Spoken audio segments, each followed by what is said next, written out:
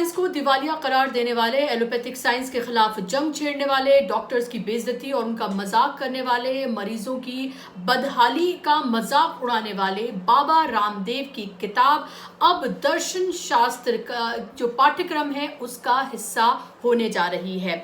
जी हाँ, चौधरी चरण सिंह विश्वविद्यालय जो है उसके अंडर ग्रेजुएट पाठ्यक्रम का सिलेबस का हिस्सा बनेगी अब बाबा रामदेव की किताब। और न सिर्फ बाबा रामदेव की किताब बल्कि योगी आदित्यनाथ की किताब को भी दर्शन शास्त्र के अंडर ग्रेजुएट पाठ्यक्रम में शामिल किया जाएगा। और ये जानकारी खुद चौधरी चरण सिंह विश्वविद्यालय की तरफ से दी गई है। ये विश्वविद्यालय राज्य सरकार के द्वारा ही चलाया जाता है और इस विश्वविद्यालय के जो कुलपति हैं, जो वाइस चांसलर हैं, उनकी तरफ से ये जानकारी दी गई है कि राज्य सरकार की सिफारिश पर इन किताबों को सिलेबस में शामिल किया गया है। ये खुद उन्होंने डिसीजन नहीं लिया है, ये यूनिवर्सिटी का फैसला नहीं है, बल्कि राज्य सरकार की तरफ से ये दरअसल सिफारिश की गई थी इन किताबों को शामिल करने के लिए। और अब इन किताबों को पाठ्यक्रम का सिलेबस का बाकायदा तौर पर हिस्सा बनाया गया है। और बाबा रामदेव की किताब जो है वो जो फिलॉसफी डिपार्टमेंट जो है, फिलॉसफी अंडर ग्रेजुएट जो कोर्स है उसमें पढ़ाई जाएगी। और वहां पर छात्र जो हैं अब ये सीखेंगे कि किस तरह से बाबा रामदेव की किताब से बीमारियों से योग के जरिए लड़ा जा सकता है। ये अब सीखेंगे फिलॉसफी के स्टूडेंट्स। और ना सिर्फ उनकी किताब से बल्कि योगी आदित्यनाथ की किताब से भी इल्म हासिल करेंगे अब जो फिलॉसफी के जो स्टूडेंट हैं, चौधरी चरण सिंह विश्वविद्यालय के फिलॉसफी डिपार्टमेंट के जो स्टूडेंट हैं, अब वो योगी आदित्यनाथ और बाबा रामदेव की किताबों से इल्म हासिल करेंगे और योग के बारे में जानेंगे और ये जानेंगे कि बीमारियों से किस तरह से लड़ा जा सकता है। मैं दोनों किताबों के भी नाम आपको बता देती हूँ। जो योगी आदित्यनाथ की किताब है उसका नाम है हठ योग, स्वरूप एवं साधना। और जो बाबा रामदेव की किताब है उसका नाम है योग चिकित्सा और रहस्य, योग चिकित्सा रहस्य। ये नाम है योग बाबा रामदेव की किताब का। और ये बीमारियों से लड़ने में योग के महत्व को ये दरअसल किताब बताती है। और इसको जैसे मैंने आपको बताया कि दर्शन शास्त्र का जो अंडर ग्रेजुएट पाठ्यक्रम है, जो सिलेबस है, उसमें इसको शामिल किया गया है। और छात्रों को ये दोनों किताबें जो हैं वो पढ़ाई जाएंगी फिलॉसफी डिपार्टमेंट के जो अंडर ग्रेजुएट कोर्स है उसके अंदर। और अब ये आप ये जानिए कि ये ऐसे वक्त में ये कदम जो है वो उठाया गया है जब बाबा रामदेव को के विरोध में आवाजें जो हैं वो जोर शोर से उठ रही हैं। जब बाबा रामदेव को लेकर ये सवाल उठ रहा है कि किस तरह से उन्होंने मॉडर्न साइंस का मजाक उड़ाया है, उसे एक दिवालिया साइंस बताया है, उसके साथ साथ ना सिर्फ इसका ही बल्कि डॉक्टर्स का मजाक उड़ाया है और ये भी कहा है कि वैक्सीनेशन लगवाने के बावजूद भी इतनी बड़ी तादाद में डॉक्टर्स की मौत हुई है। वैक्सीन लगवाने के बावजूद भी पहले 1000 कहा, फिर उन्होंने कहा कि 10,000 डॉक्टर्स की जो है वो मौत हुई है। और इस आंकड़े को सरकार के जरिए भी चैलेंज नहीं किया गया कि ये आंकड़े दरअसल बाबा रामदेव ने कहां से पेश किए हैं।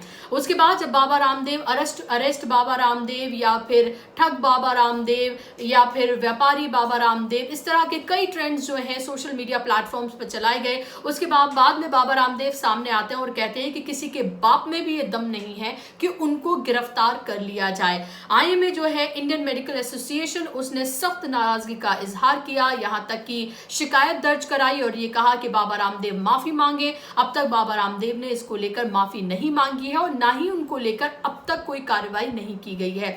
आप ये अंदाजा लगाइए कि अगर बाबा रामदेव की जगह ये बात किसी और ने कही होती, इस तरह की अभद्र और भाषा का इस्तेमाल डॉक्टर्स के लिए, मॉडर्न साइंस के लिए किसी और ने किया होता तो अब तक कितनी कार्रवाई हो चुकी होती। लेकिन आपको पता है कि बाबा रामदेव के किस तरह के रिश्ते हैं सरकार के माननीय पदों पर बैठे हुए लोगों के साथ। चाहे आप प्रधानमंत्री के साथ उनकी तस्वीरों को देखें जहां प्रधानमंत्री बाकायदा तौर पर हाथ जोड़ते हुए, झुकते हुए उनके सामने नजर आ रहे हैं, चाहे गृह मंत्री की तस्वीरें देखें जहां पर वो उनके पैर छूते हुए नजर आ रहे हैं, चाहे आप राजनाथ सिंह की तस्वीर देखें या आप स्वास्थ्य मंत्री की तस्वीर देखें या अलग अलग मंत्रियों की, नेताओं की आप तस्वीरें देखें, कोई फूलों का गुलदस्ता दे रहा है तो कोई उनके आगे झुक रहा है। इससे आप अंदाजा लगा सकते हैं कि बाबा रामदेव के ताल्लुकात सरकार में उच्चतम पदों पर बैठे हुए लोगों से किस तरह के हैं, और यही वजह है कि ऊल जलूल जो उनकी मर्जी आती है, जब भी उनकी मर्जी आती है, वो इस तरह की बातें करते हुए नजर आते हैं और अलग अलग तरह के दावे जो हैं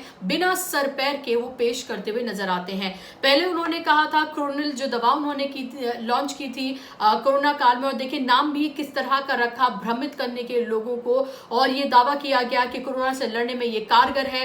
हालांकि उसके बाद जो है बाकायदा तौर पर ये कहा गया कि ये दावे जो हैं ये पूरी तरीके से निराधार हैं और इन दावों में किसी तरह की कोई सच्चाई नहीं है। वो एक इम्यूनिटी बूस्टर है और वो भी पूरी तरीके से जांचा परखा नहीं किया है कि किस तरह का वो इम्यूनिटी बूस्टर है। और अब बाबा रामदेव ये कह रहे हैं कि ब्लैक, व्हाइट, येलो फंगस, इस तरह के उन्होंने अल्फाज का इस्तेमाल किया है कि किसी भी फंगस से लड़ने के लिए वो एक दवा जो है वो इजाद करें और जल्दी वो मार्केट में होगी। ये बाबा रामदेव का एक बार फिर से उन्होंने इस तरह का दावा जो है वो पेश किया है। उन्होंने कहा कि इस तमाम कंट्रोवर्सी के बीच वो 18-18 घंटे काम कर रहे हैं ताकि वो लोगों के काम आ सकें। और इन तमाम आप ये देखें कि कंट्रोवर्सीज के बीच जिस तरह के उनके बयान आए हैं उसके बीच किस तरह से उन्होंने मॉडर्न साइंस का मजाक उड़ाया है, किस तरह से उन्होंने एलोपैथिक जो पद्धति है उसका मजाक उड़ाया, किस तरह से डॉक्टर्स का, फ्रंटलाइन वर्कर्स का मजाक उड़ाया जो दिन रात आपकी हमारी सेवा में लगे हुए हैं, अपनी जान को जोखिम में डालकर वो आपकी हमारी सेवा कर रहे हैं। न जाने कितने डॉक्टर्स की ऐसे वक्त में जान भी चली गई है। उन मरीजों का उन्होंने मजाक उड़ाया जिनकी कोरोना की चपेट में आने के बाद या तो अस्पताल में भर्ती हुए या फिर उनकी मौतें हो गई। उन लोगों का मजाक उड़ाया जिन्हें ऑक्सीजन नहीं मिल पाई, जिन्हें दवाइयां नहीं मिल पाई, जो तड़प तड़प कर जो लोग मर गए उनका उन्होंने मजाक उड़ाया और सरकार की नाकामी को इसमें छुपाने की उन्होंने कोशिश की।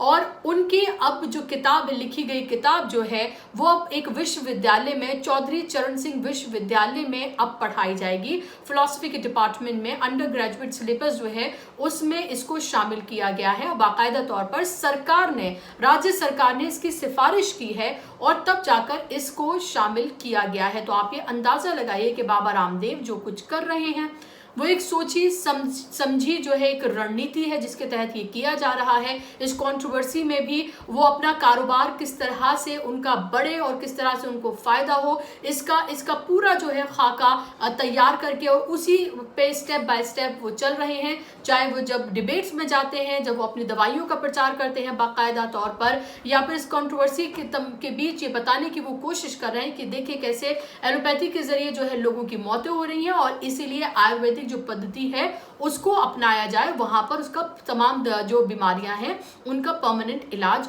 मौजूद है। एक ऐसे शख्स की किताब को, एक ऐसे योगी की किताब को, एक ऐसे व्यापारी योगी की किताब को अब जो है विश्वविद्यालय, जो चौधरी चरण सिंह विश्वविद्यालय के जो फिलॉसफी डिपार्टमेंट का अंडर ग्रेजुएट जो पाठ्यक्रम है उसमें इसको शामिल किया गया है और अब छात्रों को ये किताब बाकायदा तौर पर पढ़ाई जाएगी और योगी आदित्यनाथ के द्वारा भी लिखी गई जो किताब है हठ योगी वो भी पढ़ाई जाएगी। अब आप खुद फैसला करिए कि आगे छात्रों का भविष्य जो है वो किस ओर बढ़ रहा है। आपको मेरा कार्यक्रम कैसा लगा मुझे जरूर बताइएगा। आज के कार्यक्रम में बस इतना ही। नमस्कार, आदाब।